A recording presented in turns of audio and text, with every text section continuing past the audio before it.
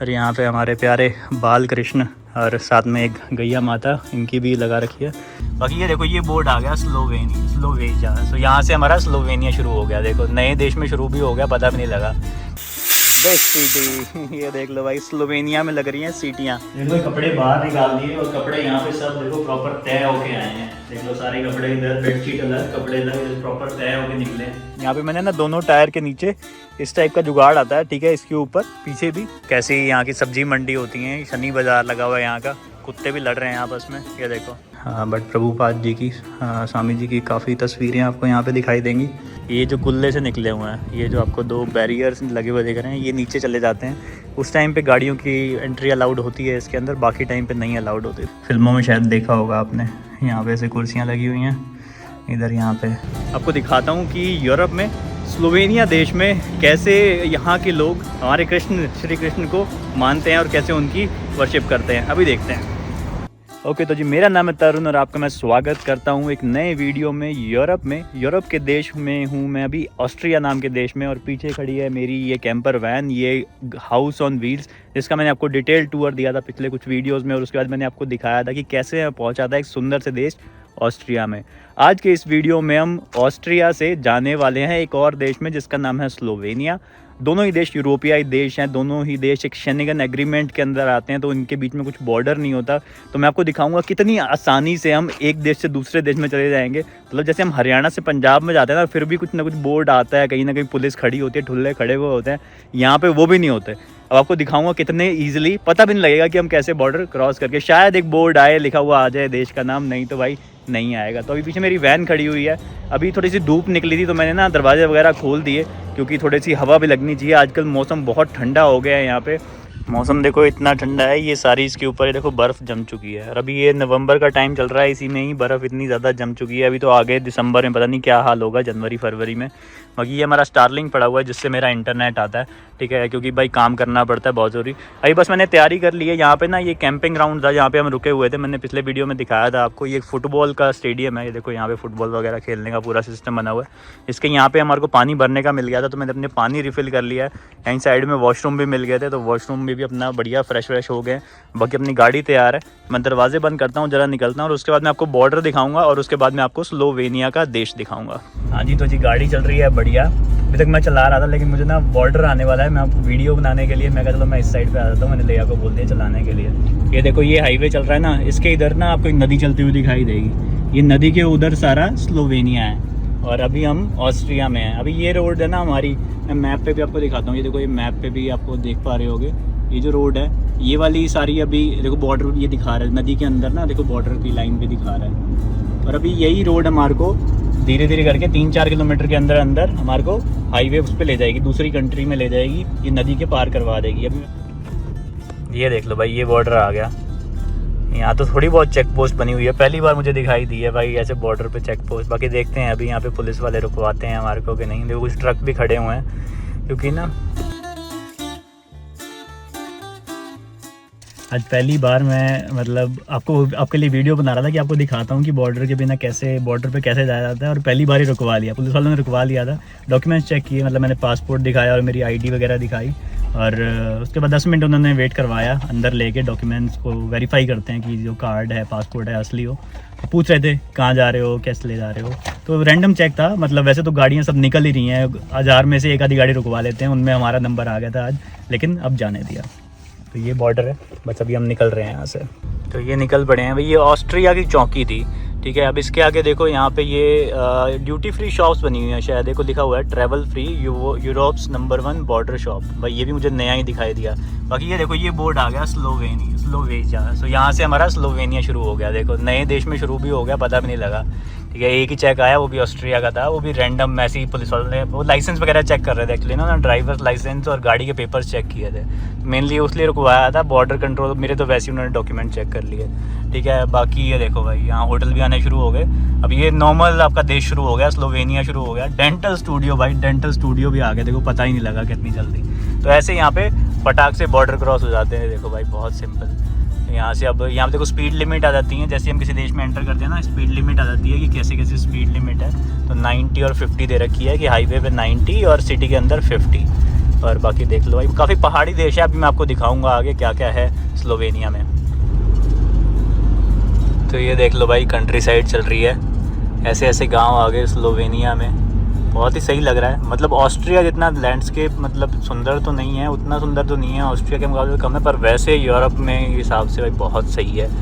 ये देखो, ये भेड़ बकरियां बैठी हुई हैं कैसे किसी के खेत में। और यहाँ पे ना मतलब ऑस्ट्रिया मुझे एक डिफरेंस लगा, वहाँ पे घरों के कलर ना सब एक जैसे होते हैं, तो वो क्यूट से लगते हैं। यहाँ पे लोगों ने थोड़े अपने अपने हिसाब से बनाए हुए हैं। तो बाकी ना मतलब स्लोवेनिया इतना अमीर देश नहीं है, जैसे ऑस्ट्रिया और स्विट्ज़रलैंड तो बहुत ज़्यादा अमीर देश हैं, ठीक है, प्रीमियम क्लास वाले हैं। ये थोड़ा सा मतलब देसी टाइप का है, तो यहाँ पे लोग थोड़ा सा मतलब इतने ज़्यादा सोफिस्टिकेटेड टाइप से नहीं होते हैं। तो इस वजह से घरों का आर्किटेक्चर भी आपको पुराना भी मिलेगा और अलग अलग कलर से मिल जाएगा, जिसका जैसा मन चाहे वैसा बना लेता है। लेकिन फिर भी देखो काफ़ी साफ़ सुथरा है, काफ़ी अच्छा देश है। देखते हैं बाकी हमारे को आगे इसमें देखने को क्या क्या मिलता है। ओके, तो फाइनली हम ना एक कैंपिंग ग्राउंड में पहुंचे हैं। ये कैंपिंग ग्राउंड ना एक शहर के बीच में है, एक ज़ेलिक नाम का शहर है स्लोवेनिया में, और उसके बीच में इस टाइप का पार्किंग बनी हुई है। और पार्किंग में ना इन्होंने स्पेशल जोन बना रखे हैं मोटर होम के लिए और कैंपर वैन के लिए। देखो यहाँ पे इस टाइप का बना रखा है, यहाँ पे हमने अपनी वैन लगा दी, एक वैन यहाँ पे किसी और की भी खड़ी हुई है। और यहाँ पे इन्होंने ना कुछ सर्विसेज भी दे रखी हैं, मतलब ये फ्री है पार्किंग, लेकिन यहाँ पे फैसिलिटीज़ जो भी हैं वो पेड होती हैं कि आपको कुछ यूज़ करना है तो देखो यहाँ पे इन्होंने पानी वानी का बना रखा है, पानी आपको रिफ़िल करना हो, ठीक है, इसके लिए पैसे देने पड़ते हैं। मैं अभी बिजली इलेक्ट्रिसिटी लगाने लगा था, तो मैंने अपने देखो वायर निकाल ली यहाँ से, ठीक है। एक वायर यहाँ से मैं इस मशीन में कनेक्ट करूँगा, ये मशीन लगी हुई है। अब इस मशीन के अंदर नंबर भी लिखा हुआ आ रहा है, देखो, तो इसमें लिखा हुआ आ रहा है select outlet and insert coins. तो मैं यहाँ पे ना 3 नंबर में अपनी तार लगाऊंगा, ठीक है, यहाँ पे अपनी ये वाली तार लगा दूंगा। ये देखो 3 नंबर के अंदर तार लग गई। अब मैं यहाँ से सिलेक्ट कर दूंगा कि मेरा 3 नंबर है, 3 नंबर है। अभी कह रहा है कि प्राइस पर किलोवाट आवर 50 सेंट्स। तो मेरे पास अभी 50 सेंट नहीं है, मेरे पास ना 1 यूरो का ही है, तो मैं 1 यूरो डाल दूंगा और उसमें मेरे को 2 किलोवाट इलेक्ट्रिसिटी मिल जाएगी। ये देखो, तो मैं इसके अंदर ऐसे करके डाल दूंगा। यहाँ पे लिखा हुआ आ गया रिमेनिंग साल दो, रिमेनिंग प्राइस और दे। तो अब यहाँ से मेरी बिजली चालू होगी। अब मैं यहाँ से इसको, जो इसका ये दूसरा कोना है, ये मैं अपनी वैन में कनेक्ट कर दूँगा। ये देखो यहाँ पे खोल के, देखो यहाँ पे इस टाइप से कनेक्ट हो गया। यहाँ पे एक बाहर भी इसमें एक एक्स्ट्रा सॉकेट दिया हुआ है, अगर मुझे बाहर कोई मशीन चलानी है ना, तो मैं यहाँ से बाहर भी मशीन चला सकता हूँ। मेरी बिजली यहाँ से अंदर जाने लगी होगी प्रॉपर, और जैसे जैसे मैं यूज़ करता जाऊँगा ना, यहाँ पे ये कम होता जाएगा। ये देखो अभी ये दिखा रहा है कि अभी आपका 1 यूरो पूरा बचा हुआ है। जैसे जैसे मैं यूज़ करूँगा यहाँ पे ये रिमेनिंग सैलरी में ना कम होता जाएगा। यहाँ पे किसी और ने भी अपनी लगा रखी है, तो इस टाइप से होता है, ठीक है। और बाकी यहाँ पे इसमें शावर वगैरह का भी देखो दे रखा है। ये देखो, ये यहाँ पे टॉयलेट वाला पानी खाली करने के लिए है, पानी रीफ़िल करने के लिए है, तो ये अलग अलग जुगाड़ यहाँ पे दे रखे हैं। यहाँ पे 4 स्पॉट्स बने हुए हैं, ठीक है, 4 कैंपर वैन पार्क हो सकती हैं, 2 इस साइड पे, 2 इस साइड पे, और 4 इन्होंने बिजली के लिए दे रखे हैं, लेकिन सब कुछ पेड है। ये देखो यहाँ पे हमारी अब बढ़िया करके बिजली चार्ज होने लग गई है, लिखा हुआ भी आ रहा है +23 एम्पेयर, ठीक है। और ये देखो ये ऊपर का निशान आ रहा है, तो इस टाइम ये सोलर से भी चार्ज हो रही है, क्योंकि बाहर थोड़ी सी रोशनी भी निकल गई है, ये देखो। और बाकी हमारी इलेक्ट्रिसिटी से भी चार्ज हो रही है बढ़िया करके। बढ़िया चार्जिंग वार्जिंग कर ली। आजकल ना धूप कम निकल रही है, सर्दियों का टाइम चल रहा है, इस वजह से मैंने इलेक्ट्रिसिटी खरीद ली थी 1 यूरो की। और उसके बाद नहा धो के बढ़िया, आज बढ़िया नहा धो लिया, गाड़ी वैन के अंदर ही नहा लिया हमने। और अब हम निकले हैं कैपिटल की तरफ जाने के लिए। यहाँ की कैपिटल, स्लोवेनिया की कैपिटल का नाम है ल्यूब्लियाना। प्रोनाउंस थोड़ा अलग तरीके से करते हैं, क्योंकि ये जे वगैरह नहीं बोलते। और अभी हम बस चल रहे हैं। बाकी यहाँ पे भी ना 2 टाइप के रोड होते हैं, एक तो हाईवे वाले रोड हो गए, टोल रोड हो गए, और एक जो हो गए विदाउट टोल रोड। तो अभी हम विदाउट टोल रोड पे चल रहे हैं, मतलब फ्री वाले रोड पे चल रहे हैं। यहाँ पे भी मतलब अगर आपको टोल रोड पे चलना है तो आपको एक विगनेट खरीदना पड़ता है। यहाँ पे कॉस्टिंग है उसकी लगभग 15 यूरो के आसपास, और 1 हफ्ते के लिए, ठीक है। तो हमने नहीं लिया, क्योंकि यहाँ के आप देख रहे हो कि गांव की सड़कें कितनी सही हैं। गांव की सड़कें बहुत सही हैं यहाँ की, कंट्री साइड वगैरह की ना, तो मतलब दिक्कत नहीं आती। यहाँ पे भी अच्छी स्पीड पे हम गाड़ी चला पा रहे हैं, 70 पे 90 पे, और डिस्टेंस बहुत कम है, छोटी सी कंट्री है तो ज़्यादा टाइम लगता नहीं है।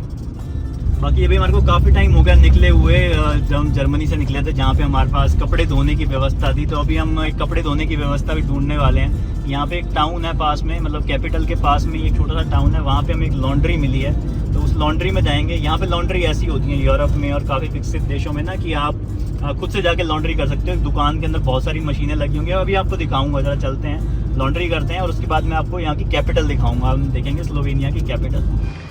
तो जी अभी के लिए एक डोमजाले नाम का टाउन है, वहाँ पे हमारे को ना ऐसे हाईवे के साइड में ही हमने गूगल मैप्स पे देख लिया था और एक ऐसा ये शॉपिंग सेंटर बना हुआ है, इसके अंदर में एक मिल गई लॉन्ड्री शॉप है। अभी आपको दिखाता हूँ अंदर से। तो यहाँ पे हमने गाड़ी लगा दी है, कपड़े निकाल रहे हैं अपने। जो लॉन्ड्री बैग हम अपना शावर के अंदर छुपा के रखते हैं, मैंने आपको टूर में दिखाया था। बाकी यहाँ पे मैकडोनल्ड्स वगैरह भी है। रेट यहाँ पे ठीक है। स्लोवेनिया एक बहुत महंगी कंट्री नहीं है, मतलब ऑस्ट्रिया से थोड़ी सस्ती है, बाकी यूरोपियन कंट्री के जैसी ही है तो रेट के मामले में। बाकी अभी अंदर जाके आपको मैं दिखाता हूँ कैसे होता है सारा ये सेल्फ वॉश लॉन्ड्री। तो भाई कुछ इस टाइप की ये बनी हुई है लॉन्ड्री की दुकान। मैं अकेला ही हूँ अभी के लिए यहाँ पे।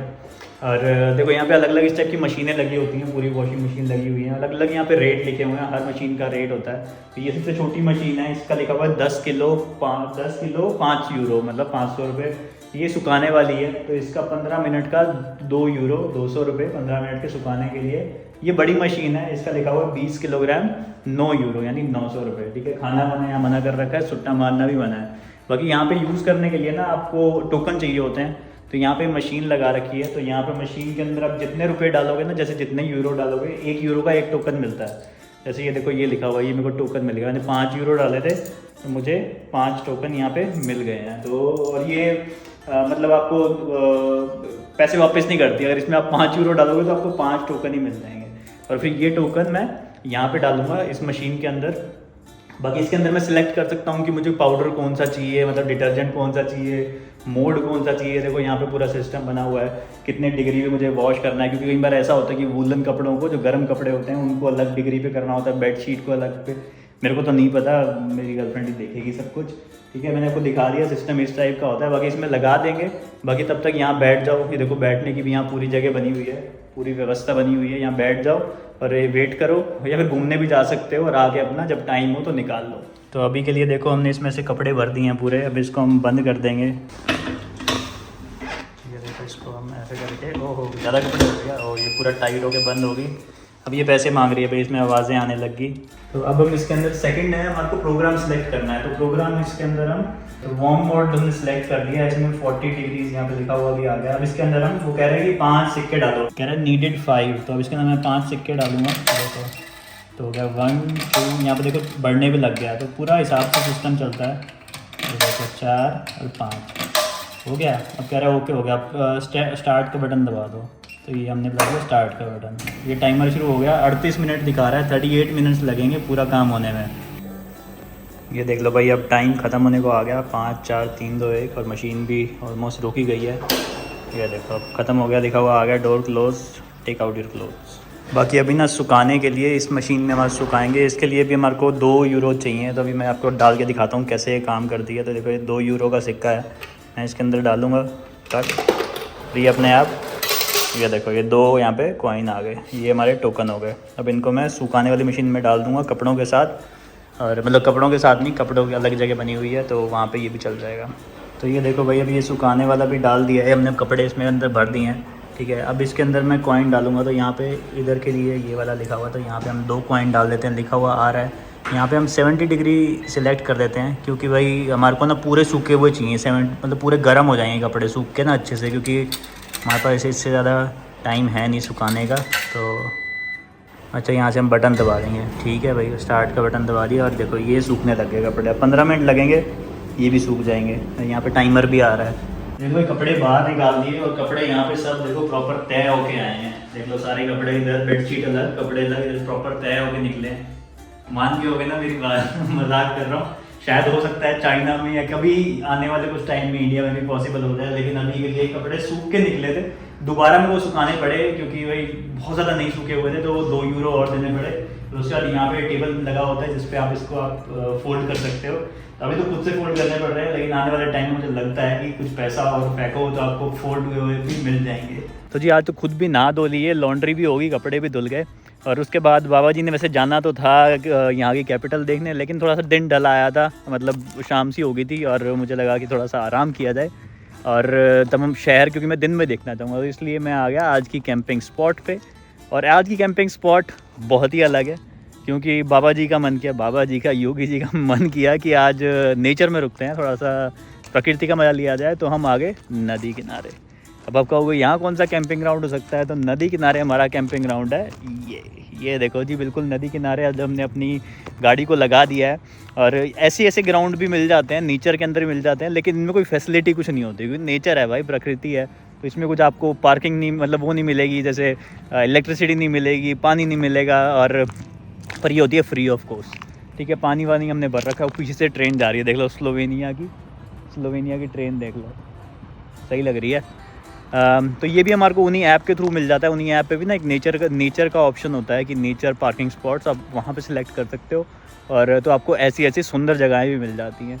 ठीक है, बाकी यूरोप में सेफ़ होता है, यहाँ पे ऐसा लूट पाट का कोई चक्कर होता नहीं है। वैसे तो स्लोवेनिया इतनी ज़्यादा वो मतलब बहुत ज़्यादा सेफ़ कंट्री नहीं मानी जाती जैसे स्विट्ज़रलैंड वगैरह, बट ठीक है, यहाँ पे ऐसी कोई चोरी चकारी का डर नहीं, क्योंकि हमने देखा है इसमें भी काफ़ी रिव्यूज़ लोगों ने डाल रखे थे इस लोकेशन के लिए भी कि यहाँ कोई दिक्कत नहीं है।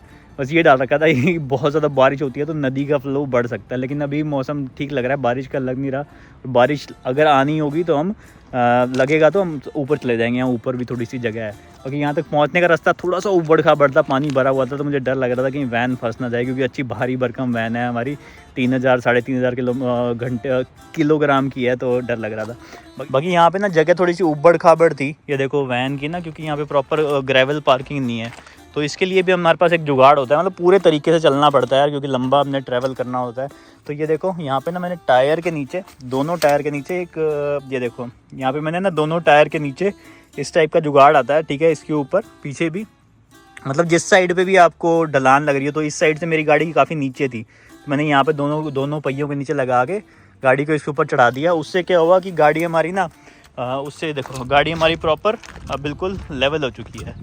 वैसे डर वाली कोई बात नहीं है अगर गाड़ी टेढ़ी भी हो, लेकिन रात को ना सोते हुए दिक्कत होती है कि बेड के ऊपर आपका एक ही तरफ झुकाव हो जाता है, और फिर कई बार नींद अच्छे से नहीं आती जब हमारा खून बराबर से ट्रैवल नहीं कर पाता। तो इस वजह से हम इसको कोशिश करते हैं कि हमारा ना कि सोने का जो एरिया है, मतलब वैन का जो बेस है, वो एक समान हाइट पे रहे, तो वो कर दिया। बाकी अभी हम यहाँ पे खाना वाना बनाएंगे अपना, ठीक है, थोड़ा सा रेस्ट करेंगे, थोड़ा सा किताबें पढ़ूंगा। आजकल आपका भाई किताबें बहुत पढ़ता है, कि योगी के रास्ते पे चला हुआ है, तो ज्ञान भी बहुत ज़रूरी है, तो ज्ञान पेलना भी पड़ता है कहीं कहीं जगह पे, तो वो सब करेंगे। बाकी कल सुबह फटाफट यहाँ से नाश्ता करके फिर मैं आपको लेके जाऊँगा कैपिटल में, वहाँ पे भी देखेंगे कहीं पे पार्किंग लगानी पड़ेगी, क्योंकि इतनी बड़ी गाड़ी को हम सिटी सेंटर के अंदर तो लेके नहीं जा सकते।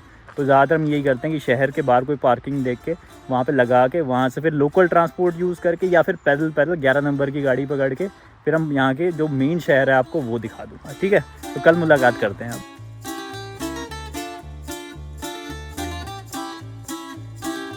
तो जी बस लेके मैं आ गया हूँ यहाँ की कैपिटल देखने, और ये है कैपिटल लुब्जियाना का डाउनटाउन।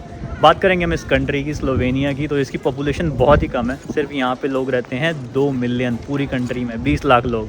इतने तो भाई हमारे फरीदाबाद में रहते होंगे, जहाँ पे मैं रहता था। एनीवेज़, और इस कैपिटल में रहते हैं लगभग 3 लाख के आसपास लोग, जो शहर में रहते हैं। बाकी मेट्रो पूरे आसपास के एरिया की बात करेंगे, मेट्रोपॉलिटन एरिया की, तो लगभग 6 लाख के आसपास लोग यहाँ पे रहते हैं। मेजॉरिटी कैथोलिक पीपल है, और बाकी काफ़ी लोग आसपास से भी आए हुए हैं, जैसे जो आसपास की जो कंट्रीज़ है, बॉस्निया हो गया, इधर से उधर से हो गया, सर्बिया, वहाँ से भी काफ़ी लोग आके यहाँ पे बस चुके हैं। बाकी यहाँ का डाउनटाउन काफ़ी अच्छा है, हिस्टोरिक है, ओल्ड है, और यहाँ से एक नदी भी बहती है, लुब्जियाना रिवर, जिसकी वजह से काफ़ी ज़्यादा सुंदर हो जाता है। तो अभी मैं देखता हूँ कुछ यूनिक दिखता है तो आपको मैं यहाँ के डाउनटाउन में भी दिखाता हूँ। ये देखो, ये है यहाँ का ओल्ड टाउन का एरिया। ये जो रिवर मैं आपको बता रहा था, लुब्जानिका ऐसे करके इसको बोलते हैं, ये बहती है यहाँ से। देखो इसके अंदर बोट वगैरह भी हैं, बोट राइड भी कर सकते हो। बाकी इसके आसपास बढ़िया है, ऐसे देखो कैनाल के आसपास कैफ़ेज़ बने हुए हैं रिवर के आसपास। एक ऊपर यहाँ की एक कैसल है, जहाँ पे भी आप जा सकते हो, बढ़िया सुंदर व्यू आता है पूरे शहर का। यहाँ से थोड़ा चढ़ाई चढ़ना पड़ेगा यहाँ के लिए। बाकी देखो कितने ज़्यादा ऐसे प्यारे प्यारे ब्रिज बने हुए हैं, और ना नदी के साइड में दोनों साइड पे बढ़िया सड़कें बनी हुई है, जहाँ पे लोग चल रहे हैं, फ़ोटो खिंचा रहे हैं, और ऐसे ब्रिजेस बने हुए हैं बहुत सारे। और अभी मैं चलता हूँ, आपको इसके अंदर जाके भी कोई खास चीज़ें मैं दिखाता हूँ। बाकी यूरोप में देखो काफ़ी जगह पे, मोस्टली हर यूरोप के डाउनटाउन में आपको ऐसे मिलेंगे। देखो ये कैफ़ेज़ बने होते हैं इस टाइप से, और पूरी भीड़ लगी रहती है। सड़क पे ही बैठ के खाने का इनका चाल चलन होता है, लेकिन काफ़ी एक्सपेंसिव होते हैं। पर हाँ, आप आए हो यूरोप घूमने तो यहाँ पे खा पी सकते हो। आज वीकेंड का दिन है, तो देखो यहाँ पे मार्केट में भी कितनी ज़्यादा भीड़ लगी हुई है। यहाँ पे ऐसे छोटे छोटे स्टॉल भी लगे हुए हैं पूरे। देखो डाउनटाउन का एक मेन चौक सा है, वो पूरा दूर तक देखोगे, यहाँ पे बहुत सारी ऐसे दुकानें हैं, छोटे छोटे स्टॉल लगे हुए हैं। लोग चीज़ ट्राई कर रहे हैं, वाइन का काफ़ी यहाँ पे चाल चलन है, काइंड ऑफ वाइन फेस्टिवल चल रहा है, इस वजह से सब लोग यहाँ पे वाइन पी रहे हैं, हाथों में गिलास लेके, देखो कैसे दारू का गिलास लेके घूम रहे हैं। बाकी अल्कोहल का यूज़, वाइन का यूज़ मैं प्रमोट तो नहीं करता, लेकिन यहाँ के लोगों का कल्चर है तो मैं दिखा रहा हूँ। लेकिन नज़ारा देखोगे तो बहुत सही है, भीड़ आज बहुत ज़्यादा है। देखो लोग सामान सुमून हाथ में लेके चल रहे हैं, यहाँ पे खाना वाना भी बिक रहा है। तो ये सब चीज़ें, आज स्पेशल डे है यहाँ पे स्लोवेनिया में। ये देखो इस टाइप के स्टॉल लगे हुए होते हैं जहाँ पे अपना गिलास लेके जाओ और ट्राई कर सकते हो। ये देखो काफ़ी भीड़ है, काफ़ी आज खुशनुमा माहौल है यहाँ पे। जहाँ एक तरफ भाई वाइन बिक रही है, शराब बिक रही है, वहाँ एक तरफ यहाँ पे बढ़िया फल फ्रूट सब्जियाँ भी मिल रही हैं काफ़ी बड़ी। उसके बगल में ही जहाँ पे वाइन वगैरह की थी, वहीं पे बगल में ही देखो ये मार्केट लगी हुई है। आप देख सकते हो यूरोप की बढ़िया कैसी यहाँ की सब्जी मंडी होती हैं। शनि बाज़ार लगा हुआ है यहाँ का, कुत्ते भी लड़ रहे हैं आपस में। ये देखो बहुत सुंदर लग रही है। एक साइड पे फ्रूट्स हैं, यहाँ साइड पे सारे फ्रूट्स हैं, और इस साइड पे देखो कैसे हरी भरी वेजिटेबल्स वगैरह लगी हुई हैं, सब्जियाँ। यहाँ पे गोभी, आपका ये हरा साग वगैरह काफ़ी कुछ मिल रहा है। रेट यहाँ सारे जो किसान हैं, जो सेलर्स हैं, वो अब खुद डायरेक्टली बेचते हैं, मतलब सुपरमार्केट के थ्रू नहीं। तो लोकल लोगों को हेल्प करने के लिए आप ऐसी जगह से ख़रीद सकते हो। रेट लगभग बराबर ही होते हैं, मतलब सुपरमार्केट में और यहाँ पे। पर यह है कि क्वालिटी आपको अच्छी मिल जाती है, फ्रेश मिलते हैं, क्योंकि अभी अभी खेत से आए होते हैं, तो अच्छी क्वालिटी आपको यहाँ पे मिल सकती है। ये देखो यहाँ पे ना सिटी सेंटर के बाहर, ये देखो यहाँ पे ये कुछ बोर्ड का निशान लगा हुआ है। यहाँ पे ना दिन में यहाँ पे गाड़ियाँ अलाउड नहीं होती, तो यहाँ पे ये देखो एक बोर्ड लगा हुआ है, और 6 से 10 के बीच में ये जो गुल्ले से निकले हुए हैं, ये जो आपको 2 बैरियर्स लगे हुए दिख रहे हैं, ये नीचे चले जाते हैं। उस टाइम पे गाड़ियों की एंट्री अलाउड होती है इसके अंदर, बाकी टाइम पे नहीं अलाउड होती। तो यहाँ पे बोर्ड पे निशान लगा रखा है। तो ट्रैफिक को कंट्रोल करने के लिए देखो कैसे ये टेक्नोलॉजी का यूज़ करते हैं। टेक्नोलॉजी अभी ना बहुत तगड़ा सीन हो गया। अभी हम जब यहीं वाइन वाले प्लेस में वॉक कर रहे थे, तो सिटी सेंटर में ही, वहाँ पे मुझे कुछ लोग, मतलब मॉन्क्स थे, अपने जैसे साधु होते हैं, और ऑरेंज कलर का ड्रेस डाला हुआ, रोब डाला हुआ, और मुझे कह रहे कि you are looking very spiritual, come here, Hare Krishna. और मुझे पता लग गया कि भाई ये तो इस्कॉन वाले लोग हैं। और अभी मैं पहले भी चेक रिपब्लिक में था, इससे पिछले देश में, तो वहाँ पे भी मैं कम्युनिटी के साथ रहा था। मैंने वीडियोज़ नहीं बनाए, लेकिन वो भी मैं इस्कॉन की ही कम्युनिटी में रहा था। तो काफ़ी अच्छा कांटेक्ट है मेरा इनके साथ। तो अब उन्होंने मुझे बताया कि यहाँ पे एक टेंपल है, यहीं लुधियाना में ही हरे कृष्णा का टेंपल है, और वहाँ पे आप जा सकते हो। तो मैं कहा यार ये तो बहुत सही बात होगी। तो अभी मैं ज़रा भागा उसी की तरफ जा रहा हूँ, आपको दिखाता हूँ कि यूरोप में, स्लोवेनिया देश में, कैसे यहाँ के लोग हमारे श्री कृष्ण को मानते हैं और कैसे उनकी वर्शिप करते हैं। अभी देखते हैं। तो ये देखो कुछ ऐसा बना हुआ है, यहाँ पे लिखा हुआ है देखो, सेंटर हरे कृष्णा, इस टाइप की ये बिल्डिंग है। और यहाँ पे भी इनकी अपनी लोकल लैंग्वेज में कुछ लिखा हुआ है। अभी जरा इसके अंदर चलते हैं, देखते हैं। तो ये एंट्री है, और इसके बाद यहाँ पे कुछ इस टाइप से बना हुआ है। देखो यहाँ पे प्रभुपाद जी की लगी हुई है, और देखो यहाँ पे इन्होंने शॉप बना रखी है जहाँ से आप भांति भांति की चीज़ें खरीद सकते हो। यहाँ पे एक रिसेप्शन टाइप से एरिया है, जहाँ पे भगवत गीता आप ले सकते हो और बैठ सकते हो। अंदर काफ़ी इन्होंने अच्छा टेम्पल भी बना रखा है, तो बहुत सही है। यहाँ पर भी कुछ एरिया है, देखो यहाँ पर आपको बहुत सारी बातें लिखी हुई मिलेंगी। इनकी लोकल लैंग्वेज में लिखी हुई है, स्लोवेनियन में, बट प्रभुपाद जी की, स्वामी जी की काफ़ी तस्वीरें आपको यहाँ पे दिखाई देंगी। यहाँ पे भी काफ़ी जो इनके इवेंट्स वगैरह होते रहते हैं, उसके बारे में इंफॉर्मेशन सब कुछ यहाँ पे लिखा हुआ है। और उसके बाद पीछे से यहाँ से एक रास्ता जाता है जो यहाँ के टेंपल में जाता है। अभी यहाँ पे एक आरती होने वाली है, 1 बजे आरती होती है, तो हम वो आरती करेंगे। उसके बाद प्रसादम, यहाँ का लंच प्रसाद पाएंगे। यहाँ पे भी कुछ इन्फॉर्मेशन लिखी हुई है, साथ में प्रभुपाद जी की एक और फ़ोटो। ये देखो ये यहाँ का ये पार्किंग एरिया है, ये भी एक और दरवाज़ा है, कुछ और इन्फॉर्मेशन। और यहाँ पे हमारे प्यारे बाल कृष्ण, और साथ में एक गैया माता, इनकी भी लगा रखी है। यहाँ पे देखो मंदिर की कंस्ट्रक्शन में जो भी प्रभु लोग हैं, सेवादार हैं, उन सब की पिक्चर्स वगैरह लगाई हुई हैं। कैसे यहाँ पे सब लोगों ने खुद से मिलके इस पूरे मंदिर को तैयार किया है।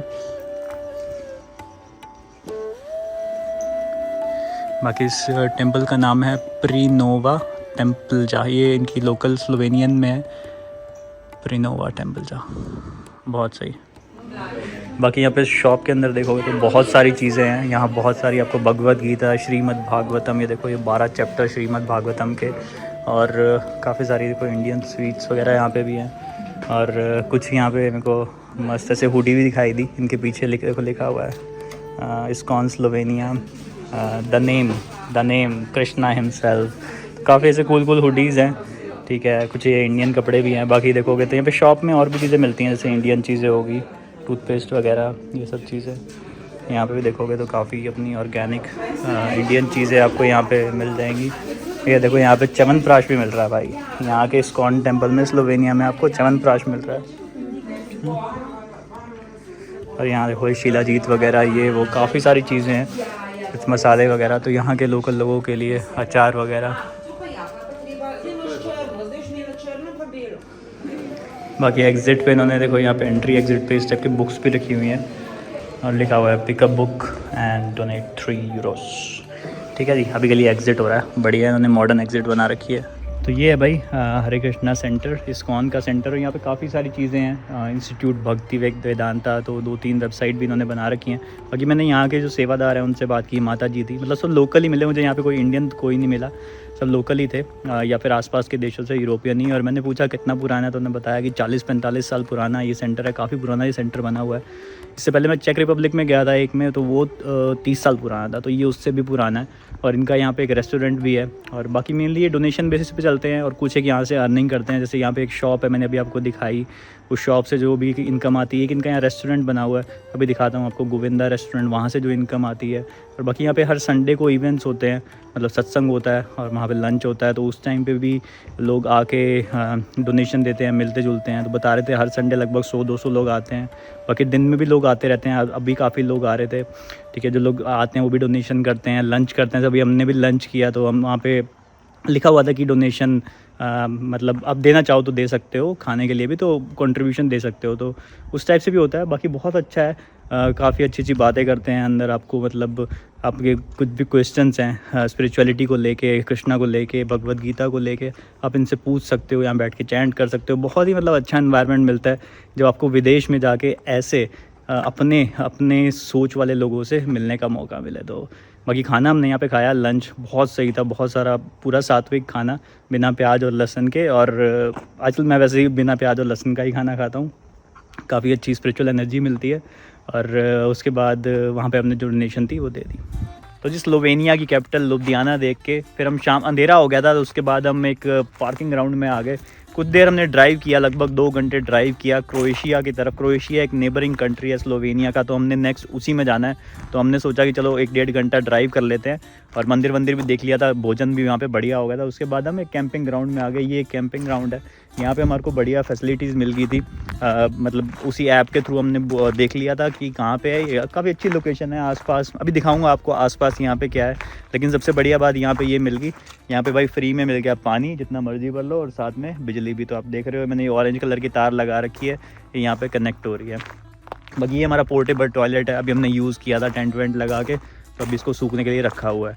ठीक है, बाकी वैन यहाँ पे बढ़िया खड़ी हुई है। आसपास यहाँ पूरा ये एक छोटा सा गांव है, अभी मैं इस गांव में जाने वाला हूँ, थोड़ा आसपास देखता हूँ, कुछ इंटरेस्टिंग दिखेगा तो आपको कंट्री साइड भी दिखा दूंगा। अभी तक मैंने आपको स्लोवेनिया का शहर दिखा दिया, कैपिटल दिखा दी, ठीक है, तो और बॉर्डर भी दिखा दिया, हम कैसे एंटर हुए थे, थोड़ा बहुत और भी दिखाया था, रास्ते भी दिखाए थे।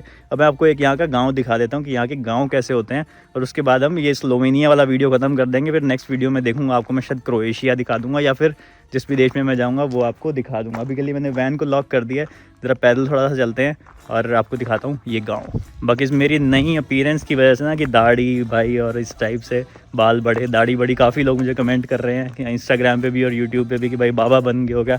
एक्चुअली मैं बाबा बन ही गया हूँ मतलब ठीक है, एक नेक रास्ते पे चल पड़ा हूँ, एक सच्चाई के रास्ते पे चल पड़ा हूँ। तो उन सब लोगों को जवाब है जो पूछ रहे हैं बाबा बन गया है, हाँ मैं बाबा बनने की राह पे चल पड़ा हूँ।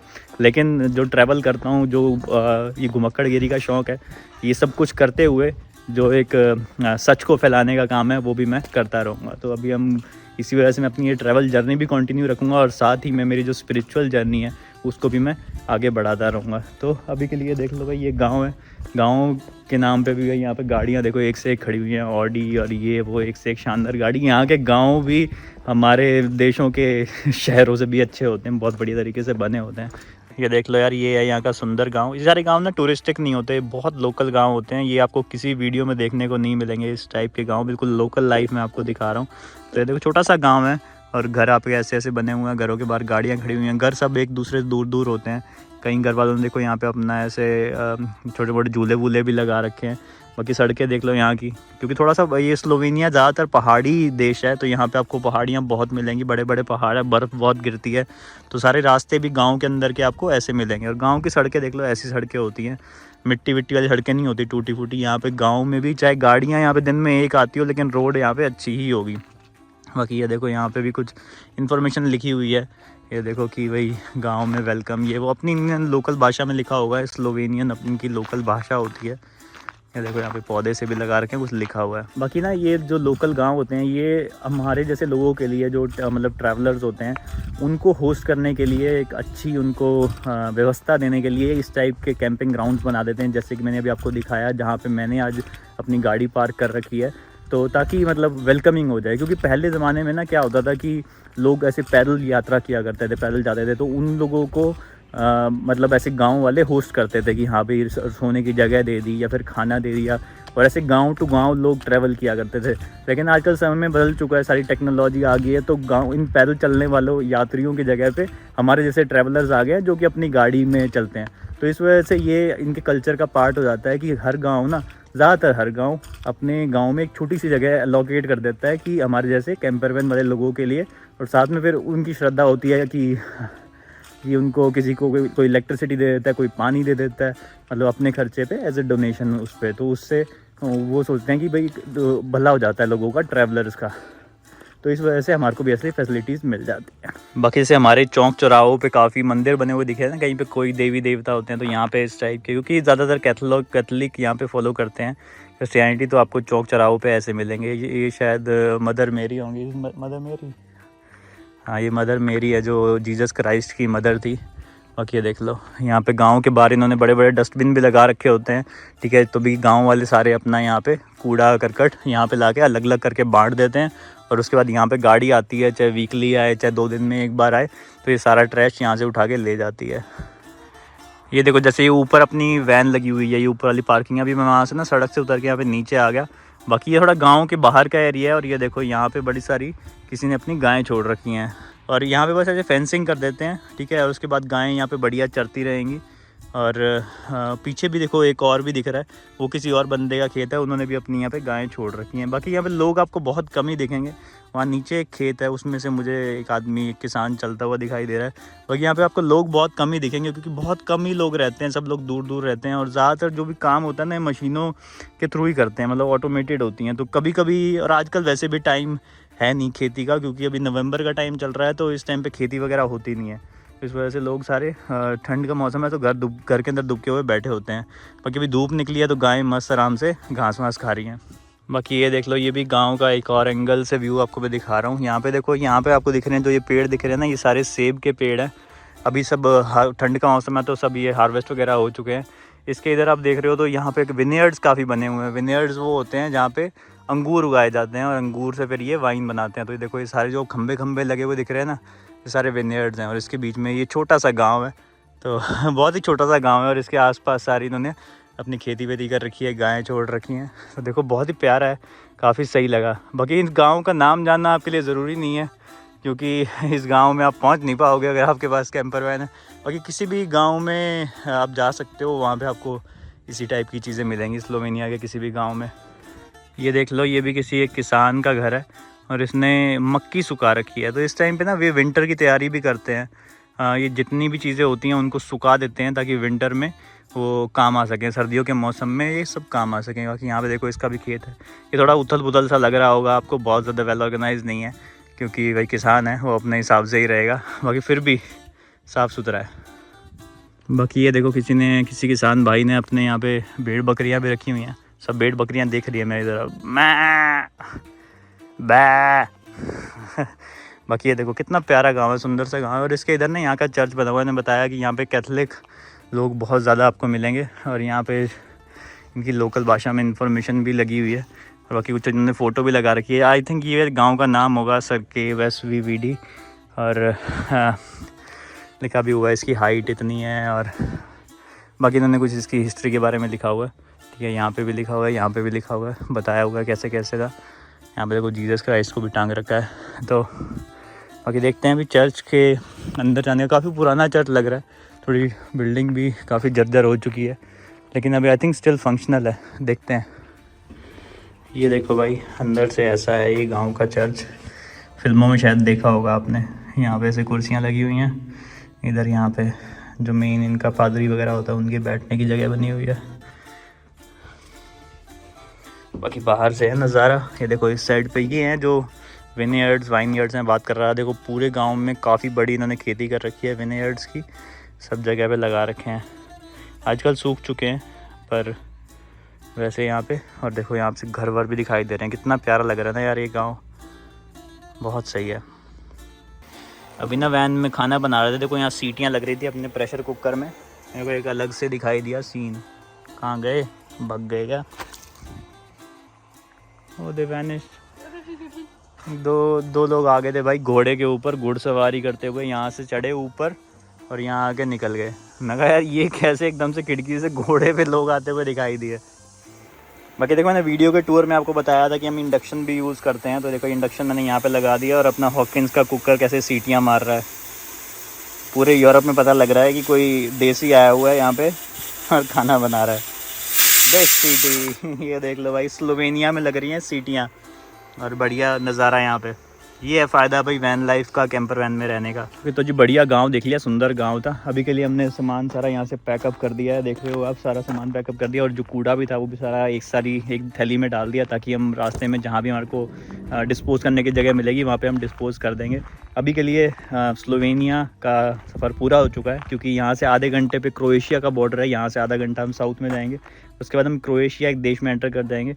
वो भी एक शेंगन देश ही है, यूरोपियन यूनियन का पार्ट है। तो बॉर्डर चेक कुछ होना तो नहीं चाहिए, बाकी होगा तो मे भी हो सकता है। एक बार पासपोर्ट चेक कर लें, वो रैंडम चेकिंग होती है, किसी की करते हैं किसी की नहीं करते। तो और उसके बाद जो नेक्स्ट कंट्री हम जाने वाले हैं वो है बोस्निया। बोस्निया डेफिनेटली EU के बाहर है, यूरोपियन यूनियन के बाहर है। तो वहाँ का देखना पड़ेगा कैसे मेरे को वीज़ा फ्री एंट्री मिल भी पाती है नहीं मिलती, और गाड़ी कैसे लेके जा पाएंगे वो थोड़ा सस्पेंस रहेगा। बाकी जहाँ भी आगे मुझे कुछ इंटरेस्टिंग दिखता है तो मैं आपके लिए एक नया वीडियो लेके हाजिर हो जाऊँगा। ये बाबा ये सोल्ड रोवर। बाकी अभी के लिए thank you for watching this video. फिर से मुलाकात होगी नेक्स्ट वीडियो में, तब तक के लिए take care, bye bye, sayonara, Ram Ram, Radhe Radhe.